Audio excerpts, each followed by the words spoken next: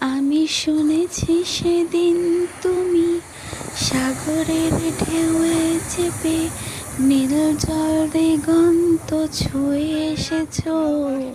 আমি শুনেছি সেদিন তুমি নোনা বালি তীর ধরে বহুদূর দূরান্ত হেঁটে এসেছো। সন্ধ্যাবেলায় সমুদ্রের পাড়ে বসে এমন গান গাইতে কিন্তু খুব সুন্দর লাগে, সাথে যদি থাকে প্রিয় মানুষ। যাকে ফিকার নট, প্রিয় মাছ ভাজা খেতে খেতে উপভোগ করার মজাটা কিন্তু আলাদা। তাই চলে গেলাম একটা মাছ ভাজার দোকানে। সেখানে গিয়ে 100 টাকায় 6 পিস গলদা চিংড়ি ফ্রাই কিনে নিলাম। এবার আর স্কুইড বা অক্টোপাস নয়, সেটা আগের বার খেয়েছি আর প্রিভিয়াস ভিডিওতেও কিন্তু রয়েছে। তাই নিয়ে নিলাম টেম্পটিং এক প্লেট চিংড়ির ফ্রাই।